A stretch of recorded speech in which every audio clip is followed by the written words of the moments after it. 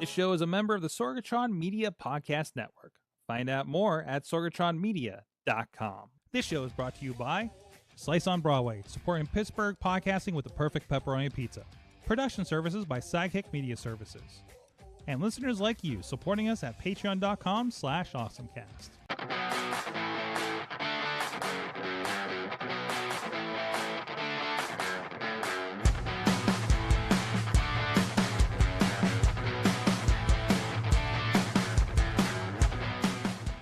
It's time to get geeky, get awesome. It is the AwesomeCast. I'm Mike Sorg at Sorgatron on the Twitter here in the Sorgatron Media Studios in Pittsburgh, Pennsylvania. Ready to rock this with you, and we got a heck of a crew with us tonight that may or may not be talking about toilets.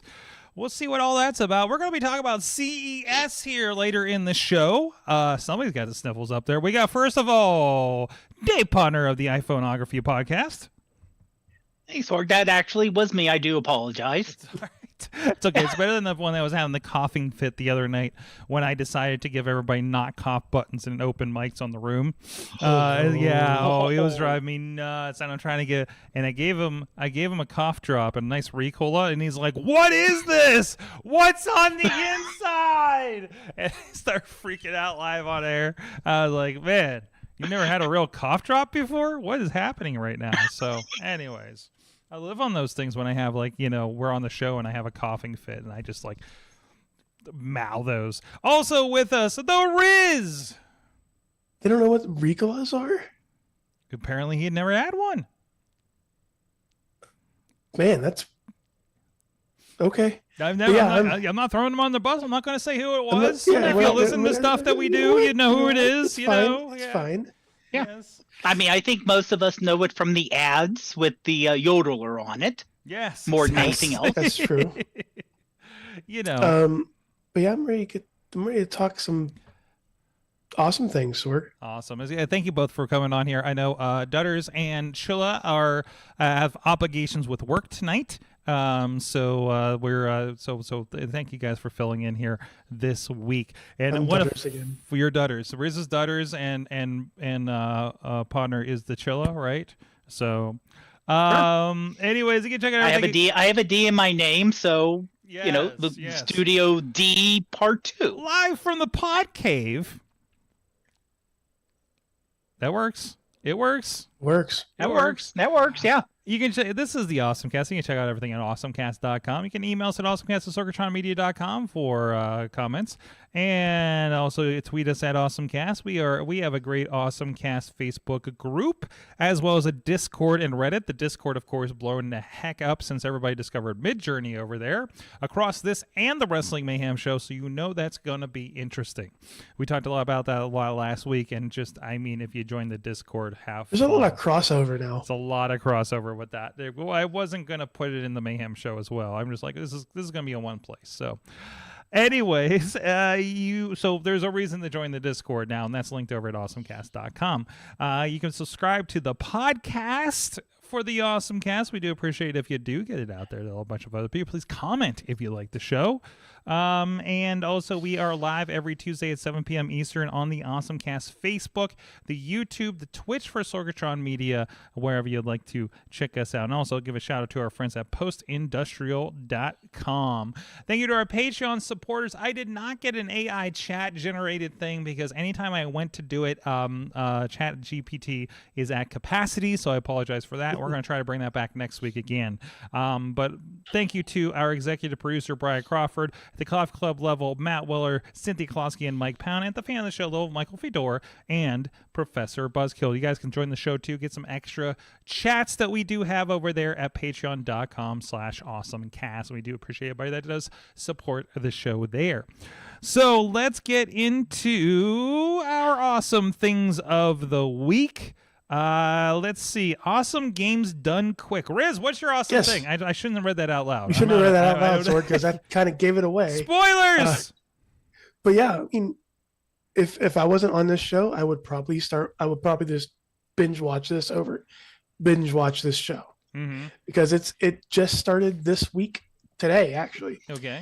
And just like it said, it's a week-long benefit, and I keep on forgetting what the benefit is, but it's just a list of speedrunners playing video games. And I think we've talked about something like this on a different show before, but it's just one of those things where I personally don't like speed running perfect runs 100% or any percent, but it is fun to watch. Right before the show, they had a speed running 4-person race for Super Mario Galaxy 2, and a world record was broken. Nice. So breaking news. It's fun. Like I said, it's fun to watch. It's fun to donate.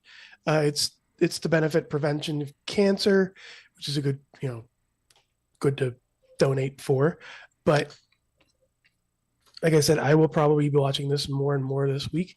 It'll probably be it'll definitely be on my work schedule whenever I'm just at work and something's on, so I'm not going crazy. But I mean, what other awesome thing there is there with awesome in the name? And that's it was pretty short notice, but I heard this is going to be the last one of the original creators'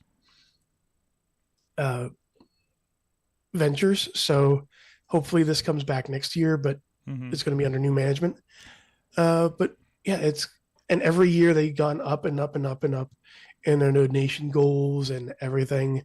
There's donation goals to hit. There's different games. There's different genres. There's different avenues. 100%, any percent. Is like I said, it's very interesting to see how manipulative they can make video games to go quicker. It's very cool. Very cool. Again, they raise so much money with these kinds of things too. It's really good to hear. And geez, I haven't played Jack and Daxter in so long. There's a whole schedule if you want to look at it. There's a whole schedule. Oh geez.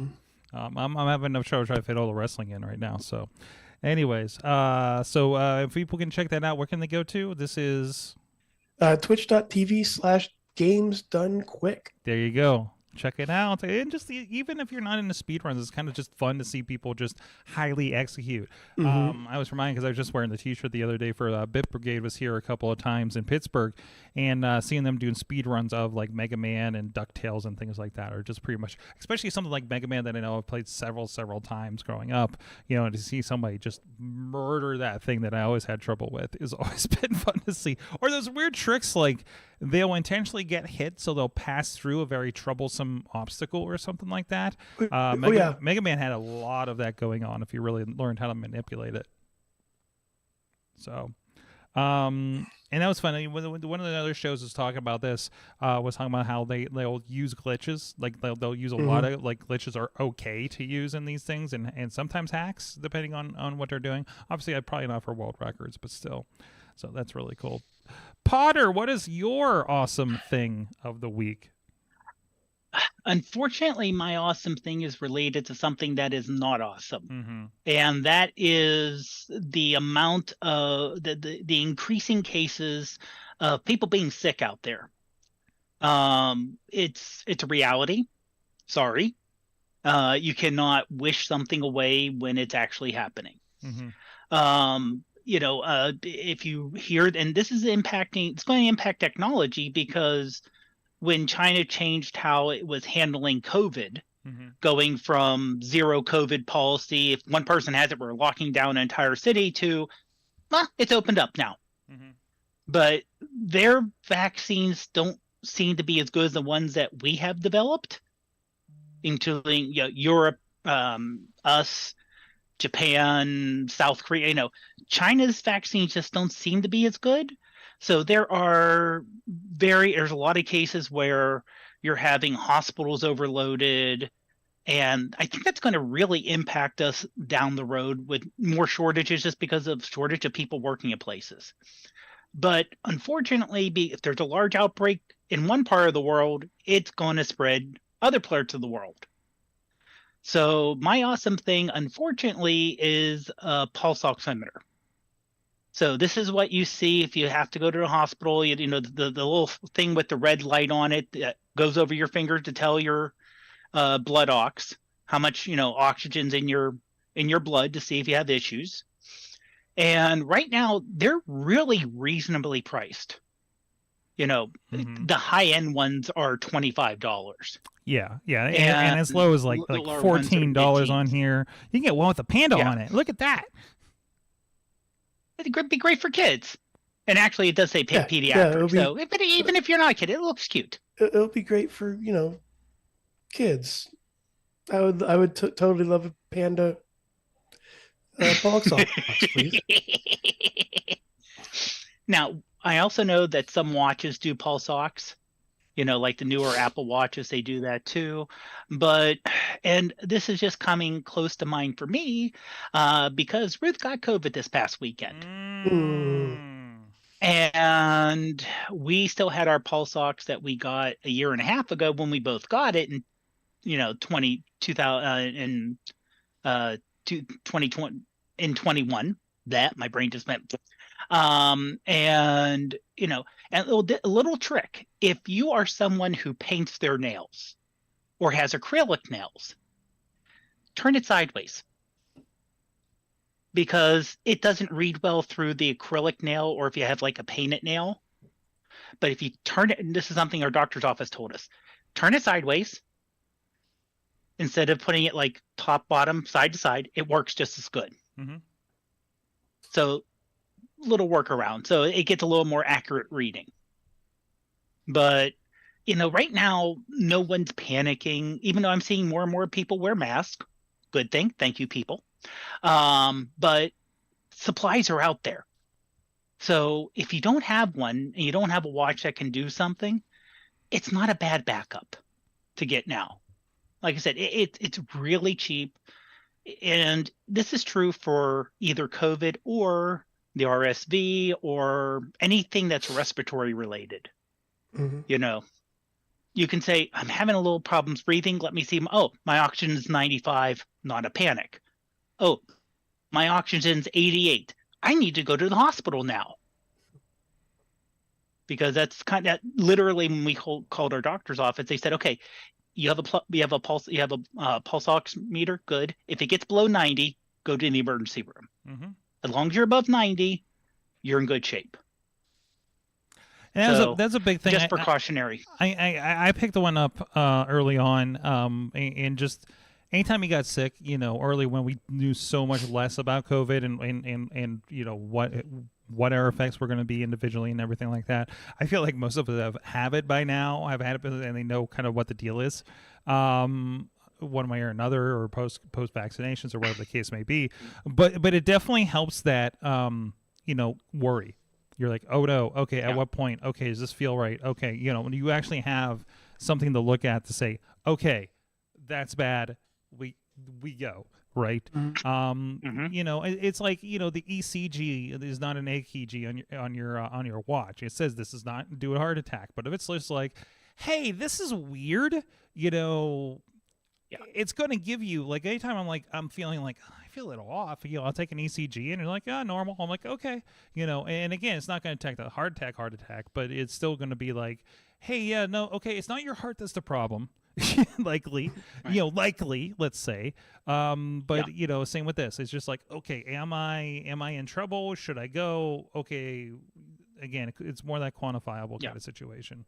So as somebody with like really bad asthma, sometimes, a lot of times, like those pulse oxes are your friends. Mm-hmm. Like and I'm just getting over it. I know I told Sorg about it a couple times last week. Like, it is no fun.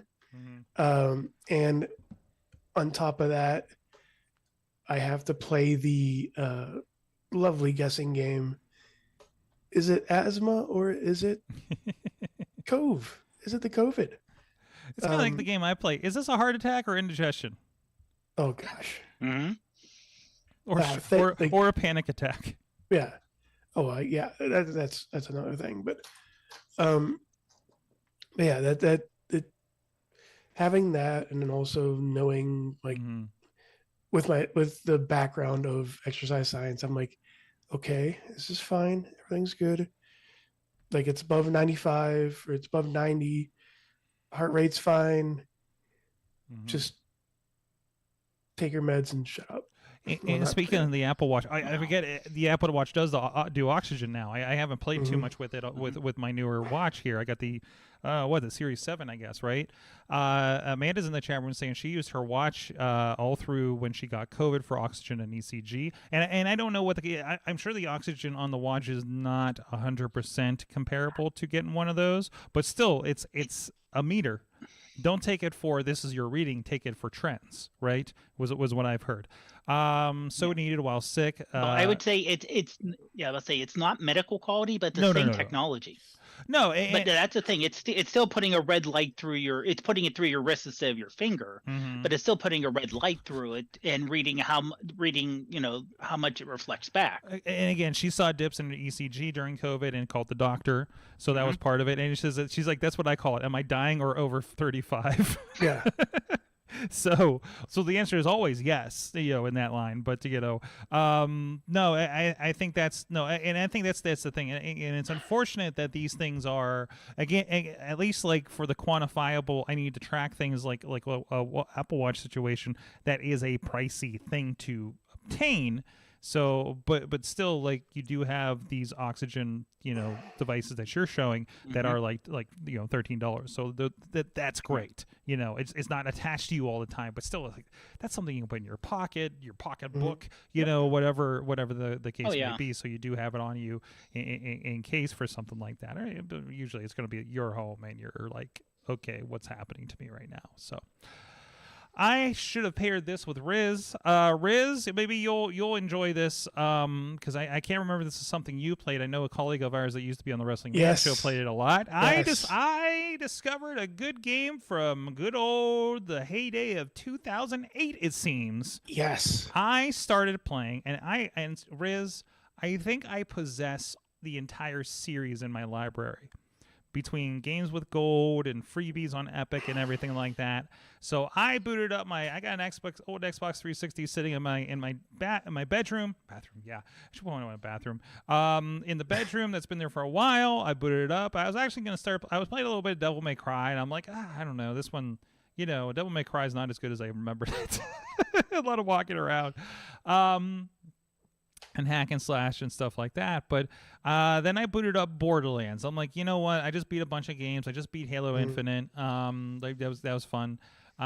So let's just go ahead and do this. So I started it.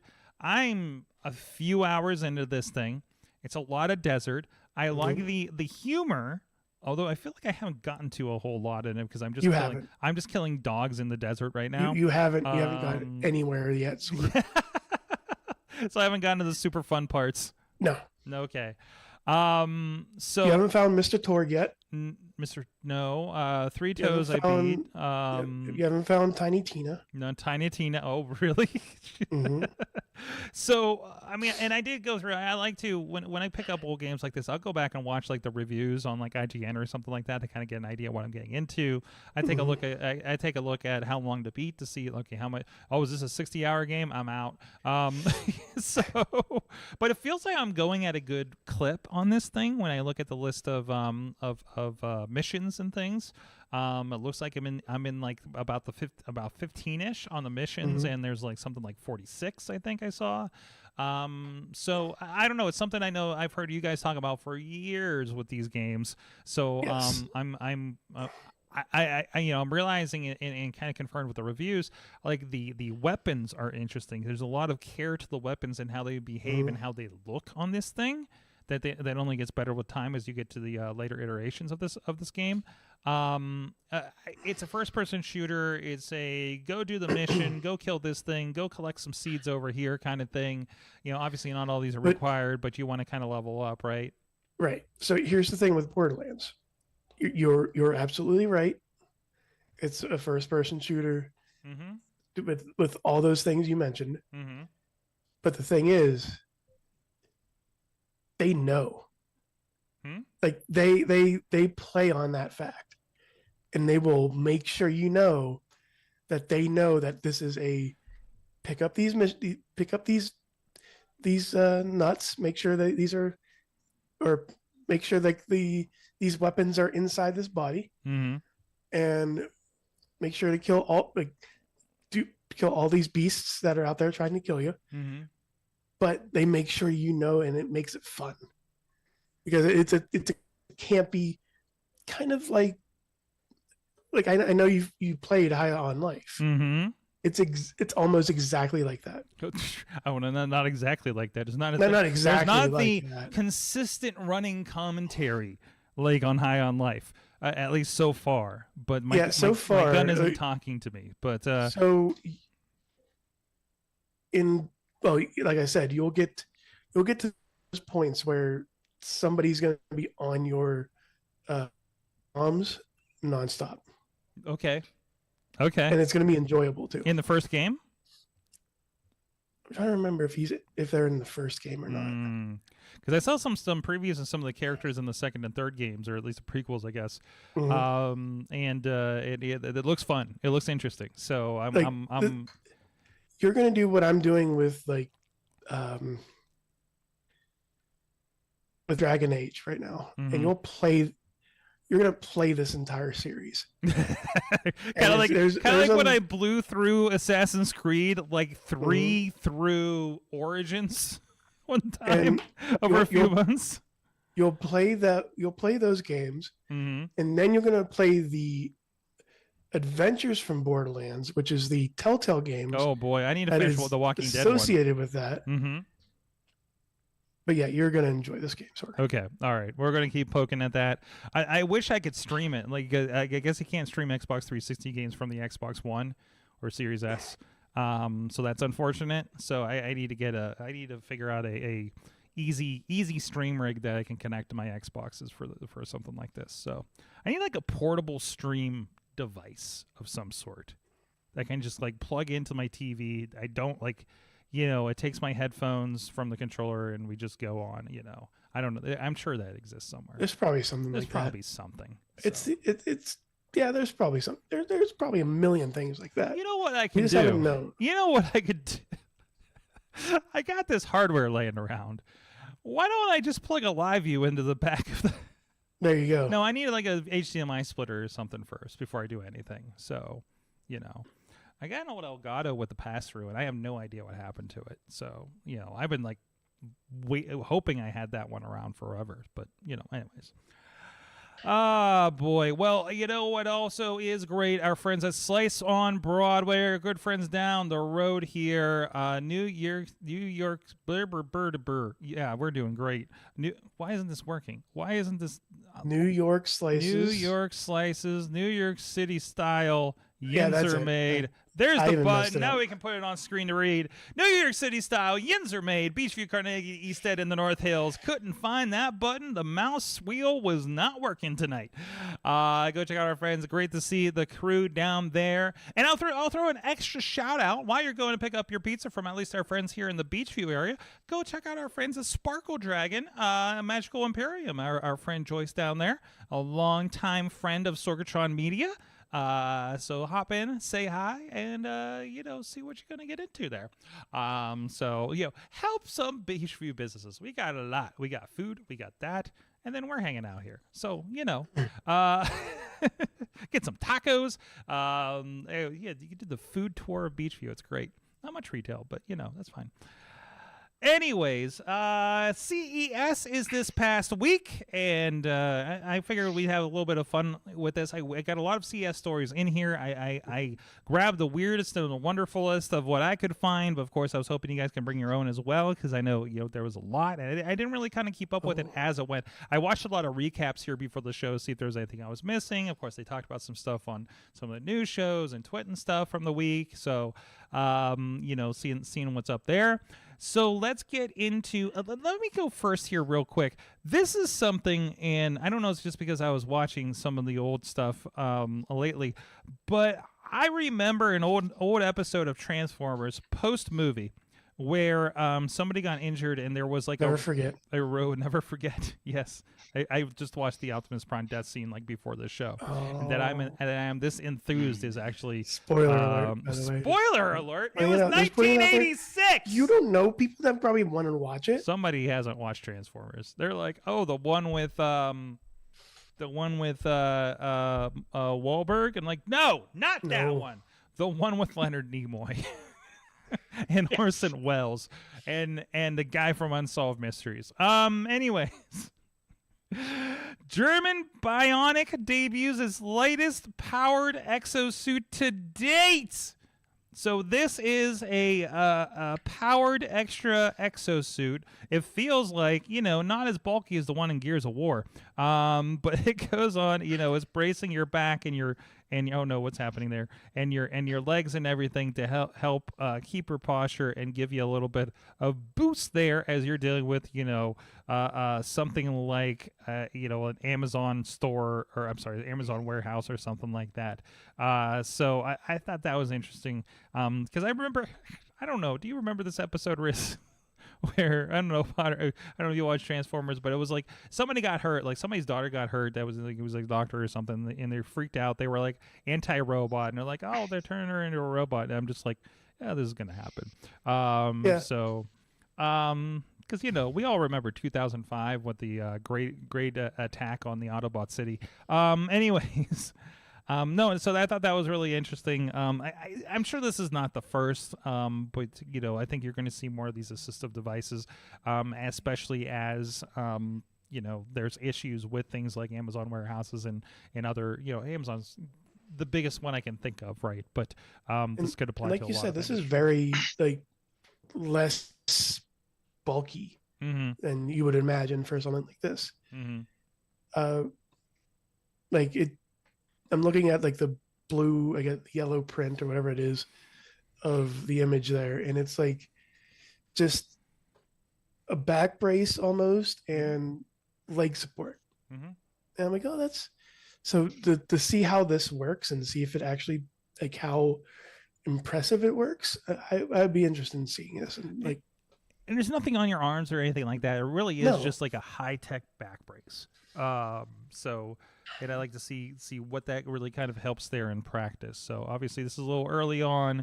This isn't necessarily, again, a lot of things we're going to talk about at CES we may not actually see implemented anytime soon. It's kind of a surprise when you do see something down the way. I'm like, and this rolled out to X. So, but yeah, German Bionic I/O data platform is a part of this.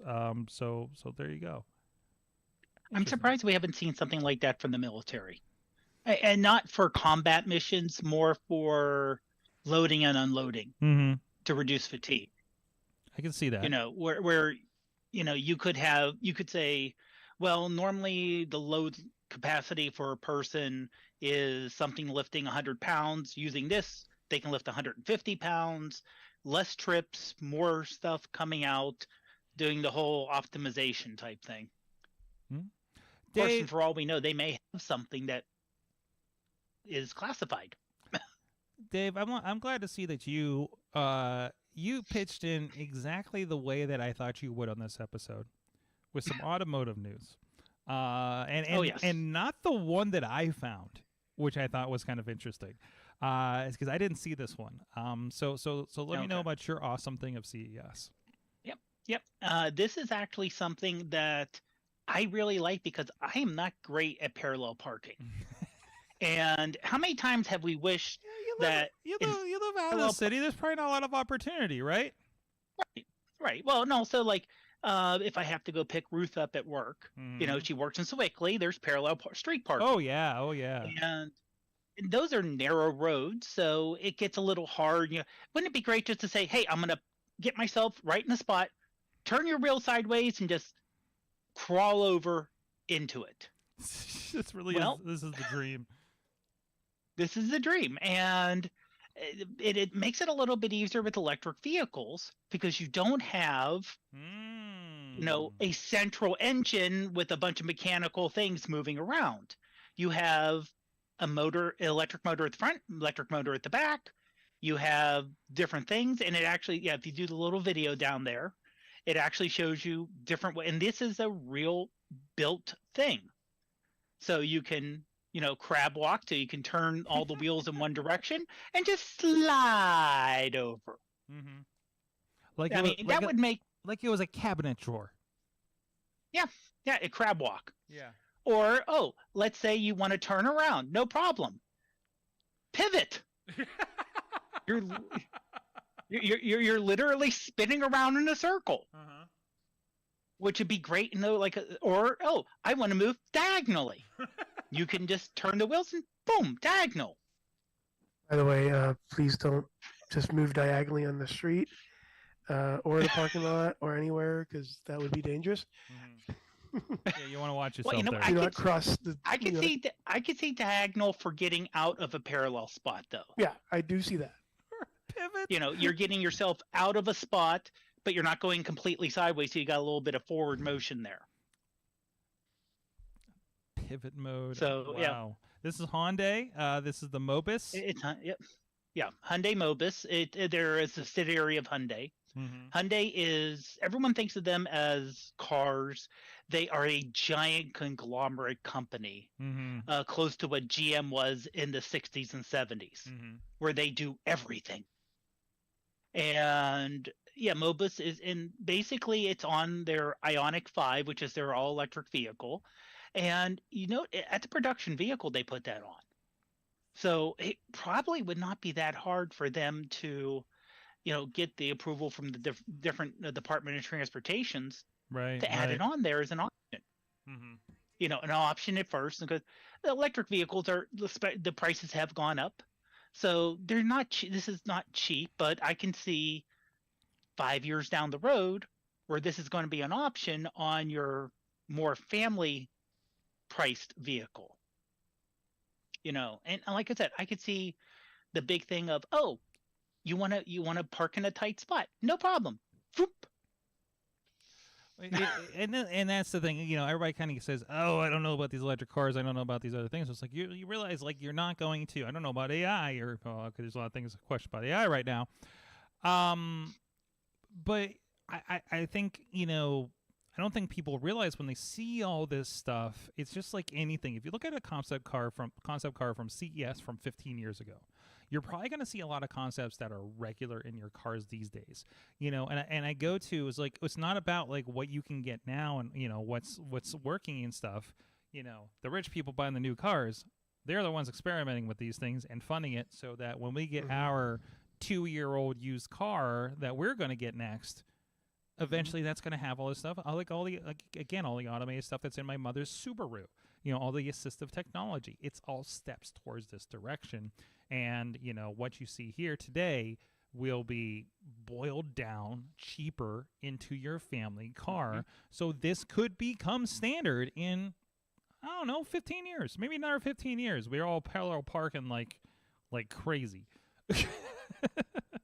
So I don't know. I think that's really cool, and that's what if you take it as that, not that this is the thing I'm using next year, then it's great. Especially as wild as some of these concepts are. I do want to kind of touch on another wild concept there in vehicles, but first I want to get to Riz's awesome thing of CES. It's not. You have me on here for a reason, Sorg. Mm-hmm. It's to find the weird stuff from this place. From CES. That's why you have the Dutters slot of the show. That's why I have Dutters. That's why I am Dutters today. You are Dutters. Because I am sure that if she were here, she would be talking about the Kohler booth. Oh. With the stillness bath, which is $16,000. Mm-hmm. It's a self-filling tub. Is that what I'm looking at here? No, that looks Nope, like a toilet. Nope, that's a different thing. That's a toilet. That's a toilet. That's a toilet. I'll get to the toilet in a little Riz. bit. So the stillness bath is, $16,000, self-filling, Alexa operated, of course. Mm-hmm. Mood lighting, Bluetooth, of course, everything you need in a bath, and like what you pulled up there before, Sorg, they also have a self-cleaning, cleaning self toilet for $8,000. It's automatic opening and closing. I'm looking at the bath right now. There's the bath. Okay. There's the price tag for $16,000. Is it overflowing? Is that what's happening? It's not. No, it's self-filling, so it stops whenever it's to a certain point. Now I'm not sure if that's a mood type thing to have like a hot tub type situation, but there is our toilet. That's our toilet. It is. And like I was mentioning to Podner before the show, it looks like a box. Mm-hmm. And I'm afraid that if I sit on it, one, I'm not going to get back up. And two, maybe I don't want to get back up. Oh, so because it's so smart to have glass over it so nobody poops in it because they are in Vegas. I mean, somebody probably already did. Well, it's Vegas, but like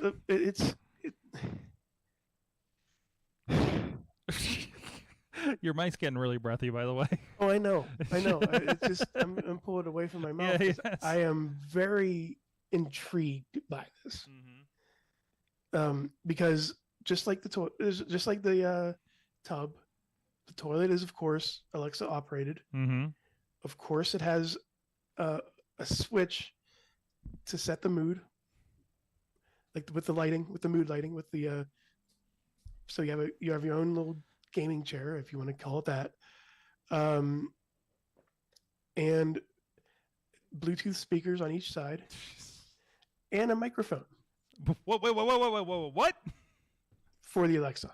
Oh, okay. For the Alexa, as they mentioned. Take a note. Even though I am sure you can make calls on the toilet. Basically, I mean. Yeah. What else are you going to do in there?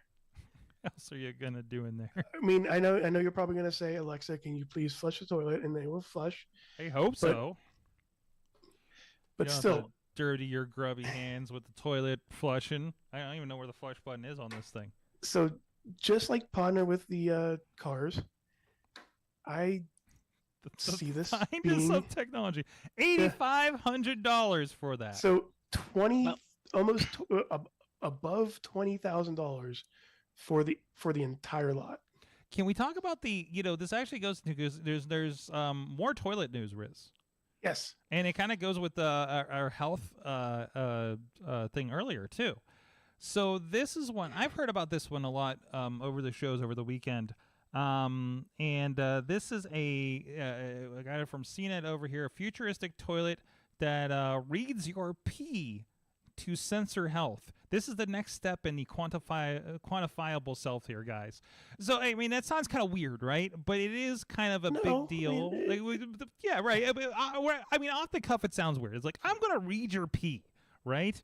But basically, it could be, and of course, it syncs with your phone, and it can be anything from your checking your sugar levels, I believe, for diabetes, your vitamin C levels, your pH level. I mean, these are all indicators for one thing or another, depending on what you may have an issue with, right? So I think I saw a cycle scan.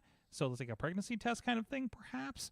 So like that, it's pricey for what it is, but if you're something that say I believe blood sugar, like I said, is one of these, right? If it's something that you need to take like every day like that, and you're just like, oh, it just happens when I go pee in the morning. Great, right? That's one less thing you have to worry about. You're multitasking. You're toilet multitasking, and you're not even trying at that point.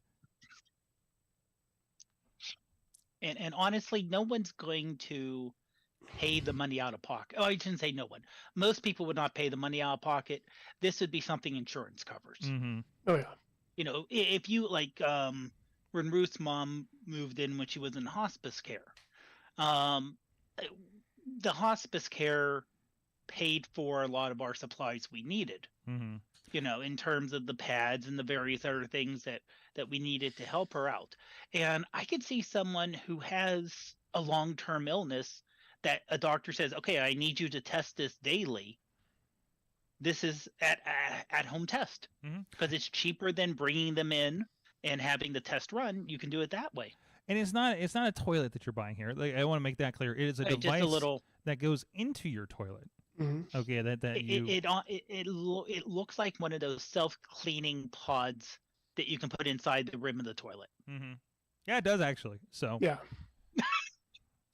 And it's going to be able to tell water from pee, from temperature and everything like that. So, yeah, I think that's pretty interesting. Yeah, the pH, ovulation cycles is talking about separate cartridges. What is it? It's like a Keurig of, I think, of urine testing, I guess it is. Maybe there's a drug test, version that goes in there. There probably is like a drug test. I could see that being a thing. I can definitely see that being a thing. And there is something about, I think there is. It's about $500 for a cartridge set, and for that bit of things. They do have it available in Europe coming up in the first half of 23. And they're going to do U.S. availability following the clearance from the USDA, of course.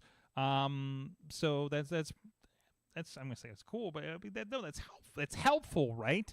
And again, quantifiable self. The more we have of our blood oxygen and our heart rates and ECGs as we're walking around, the more you can get a bigger picture of things that may come up. Whatever issue that I'm going to inevitably run into and have to go to a doctor about at my age, in my 40s, and beyond, there is now a history being laid out from the last how many years I've had an Apple Watch that I can say, okay, a doctor's going to be able to look at some of these charts and say, oh, here's your, this is this behavior, kind of situation. So that's kind of the ideal there versus just, coming in, oh, I don't know, I feel a little lightheaded sometimes when I'm on the treadmill. I don't know, what that could be. Okay, let's start running a battery test versus you can see this is what happens, this is what's happening to my heart, and they can identify that as and narrow that down and maybe give you half the tests that are very expensive.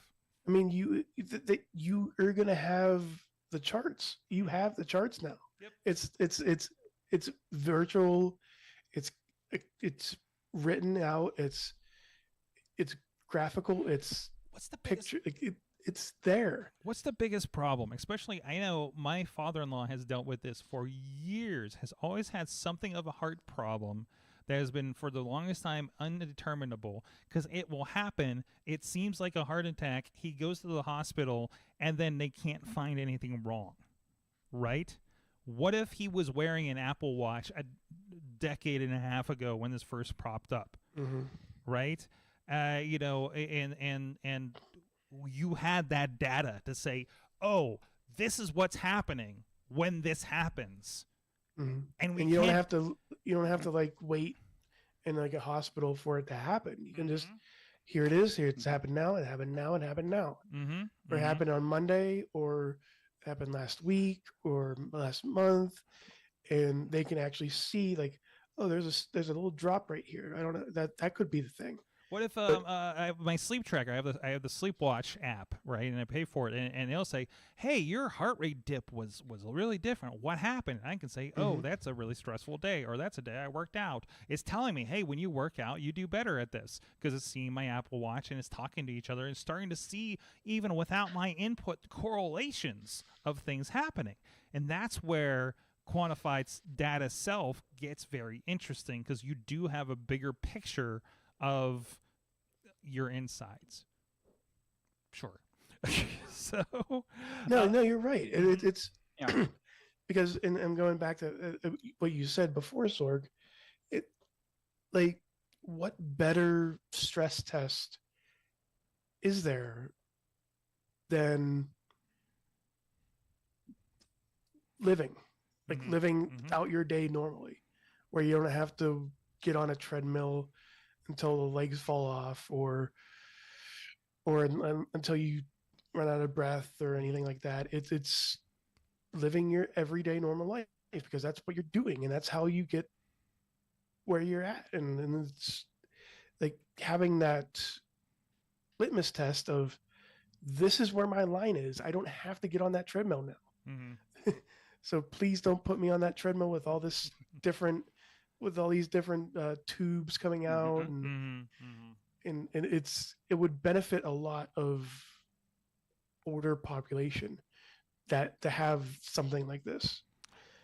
And I mean, some maybe not the P tracker, maybe even the P tracker, but having something that measures a lot of stuff. I'd be really interested to see, because also a lot of these you can submit to be your data is submitted to research for one thing or another with a lot of universities. Mm-hmm. But I'm curious, when we look 10 years from now, can we say, hey, we're getting less of this happening in hospitals, and it's because people have Apple Watches and are detecting it earlier, or they're seeing patterns and things like that. So, hey, Dave, let's go back. Go ahead, Dave. Sure, but real quick about that. If you do have insurance, you can always see if the insurance will reimburse you for a watch. Mm-hmm. Some insurance companies, now if your company is self-funded, like some people who are talking right now, that's not included. Yay! But if you do, some insurance companies, I know United Healthcare is one of them, that if your company's not self-funding it, there are plans out there where they'll say, okay, if you get an Apple Watch and follow this, we'll pay for the Apple Watch. Now it's a matter of, do you want to give up that data or not? That's up to you. Because you're also giving that data to the insurance company to assure that you are not a risk. Right? And supposedly it's, there's things and safeties, but that's, it's up to you in terms of read carefully what you're giving up in terms of your data. But, it's important, it's just like I said, they're not cheap, but I hate to say it. Have you seen how much it costs you to go get a simple blood test? Depending on your insurance, that's a couple $100. Oh, yes, I'm very aware of what blood tests are. Let's put it that way. Dave, I got another car one for you. Did you see the color changing BMW? I did not see that, but I'm going there. Oh, you know what? I think I saw a little bit of it, I didn't realize it was color changing. I thought it was just a weird. There's one from color. I think a year ago they showed that I saw, and when they were talking about this, there was one that went from basically black, white, and gray. Basically, the entire car was covered in e-ink. So this is an updated one now in color, by the way. So hopefully this video goes on. It's a very concept car. It's more about like the emotional experience and things like that. Obviously, this isn't something that's coming out soon. But yeah, it looks like they got these panels that are going on. They're talking about the driver's mood. It just always be red. I'm sorry when my wife is driving. Anyways, color changing panels, and it's an upgrade from the concept car we talked about from last year with the grays. So I'm curious if that is like an e-ink kind of situation or what. There's a lot about like the user experience inside the car. Is the the BMW iVision D is what it's called there. So user interface ideas like on screen, the whole like kind of projected on the windshield kind of situation. So it's kind of interesting. It is kind of interesting. It feels very sorry, this rolls me back to the good old shows of ye old days. Dave, maybe you're with me on this. I don't know. Do you remember the Project Viper and the Knight Rider 2000 shows? Yes. Yes, I do. Because all these concepts were encompassed on those shows and those cars. So, and well, that's one thing. At least I'm happy about. It seems like a lot of the concept cars these days are getting wilder. And that's a good thing, because that's what you want. You want your concept car to be, not something that's going to be available next year or the year after. It may never be available. Look at I hate to say golden days, but the golden days, of concept cars from back in the, like, we have a turbine car that uses a jet engine on it, or, you know, some of the old stuff. They basically let the designers and engineers go, okay, build something fun, and we may take like one little thing out of it to do down the road a little bit. But you know, right now, yeah, that looks really neat. Now, practical? No, not even close. I mean, can you imagine getting in an accident and replacing a panel? It's bad enough those plastic pieces. That's the entire side of your car. These days, that's ridiculous. No, but no, that looks neat. That does look neat. And then now, I will say this: the shape I can see of the car.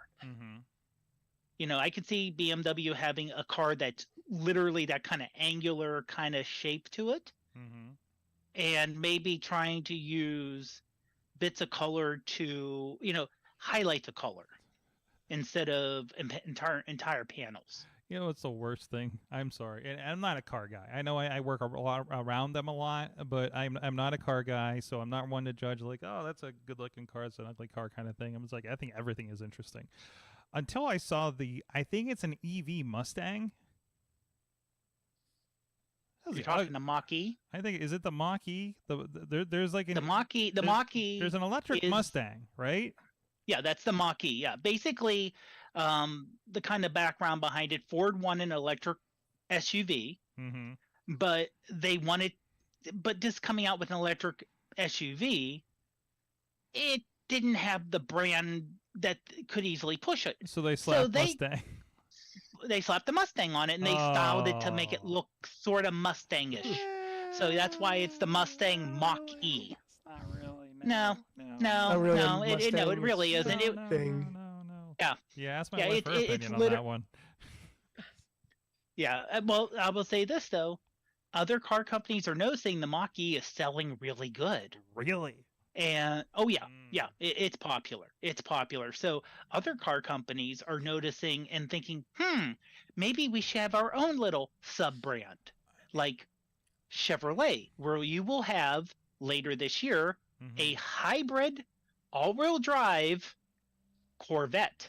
Whoa, okay. All right. Okay. That will have a silent mode. Where, let's say you don't want to disturb the neighbors at 4 in the morning with your 600. Is that, they're literally calling it stealth mode, where you pop into it, you know, and you just kind of. Can we get that one on the Harley in the neighborhood? I mean, I love but it's 4-wheel drive, and I'm sorry, but I love the sound of Harley in the morning, but sometimes, you know, not that early. Not that early. I mean, you know. To me, that means the weekend, because, you know, that's just, we live down in the country, so Dad revving the Harley all morning was not a big deal.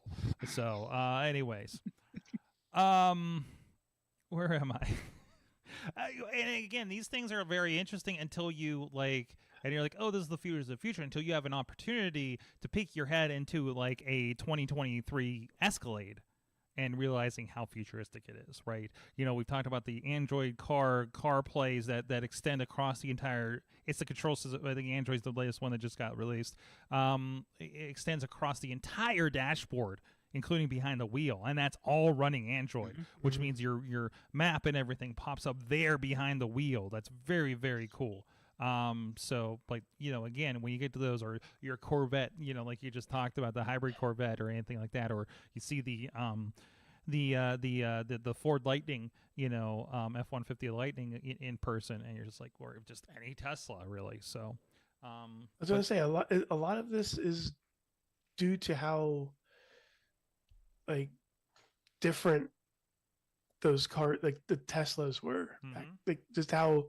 And they were trying to top each other. And now we're here where it's a silent Corvette, which again, I'm kind of. Which is wild. Which is absolutely wild. Which is like people buy a Corvette so that the people know that they bought a Corvette or a Harley. But it gets to the point where it's like a snowball effect where it's just everything.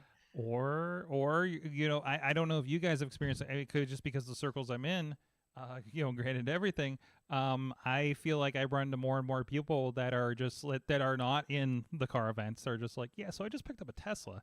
It's like, oh, really? Like that's becoming a more normalized thing for all these people doing, relatively okay. So, I think that's the thing. Again, it normalizes everything. It makes everything really, it kind of changes the game there in the perspective. So, and again, another, a lot of things we see in a Tesla or the Tesla competitors today's, I think we'll just end up with it in our car before the end of the decade, right? When we buy our older one, because that's what I feel real people do.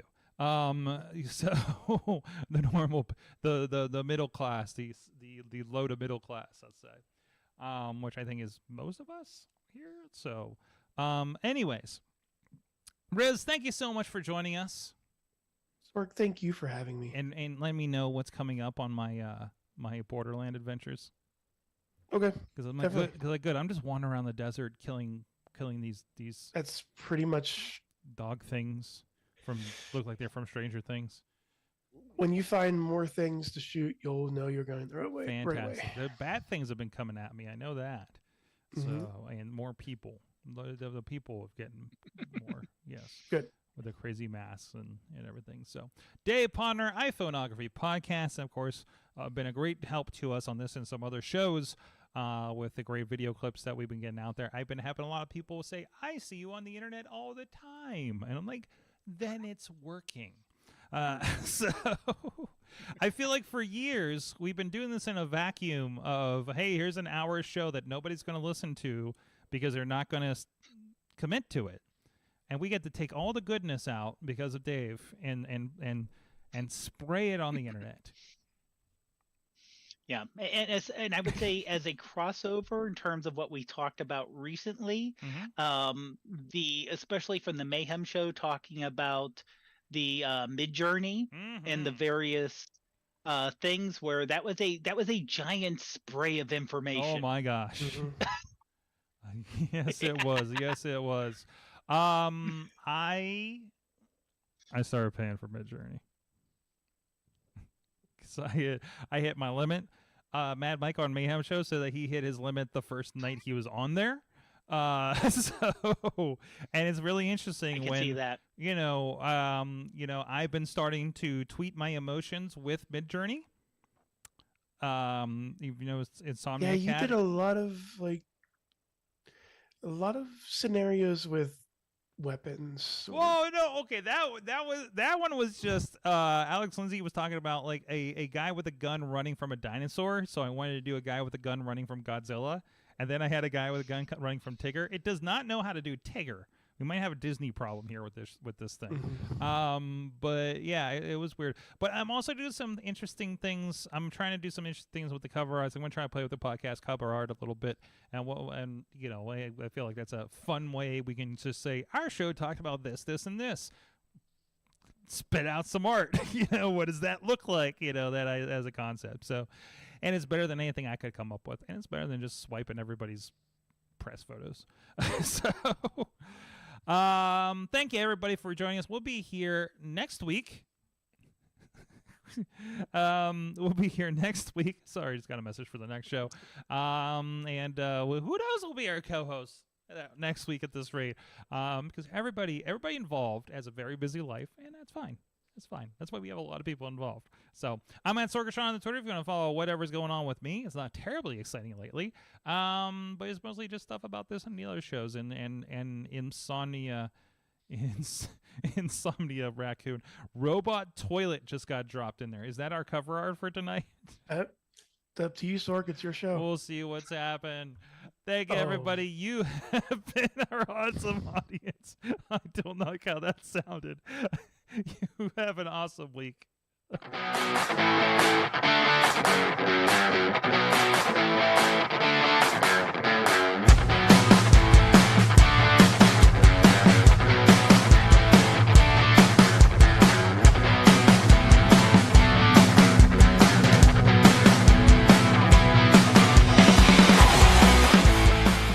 This show is a member of the Sorgatron Media Podcast Network. Find out more at Sorgatron.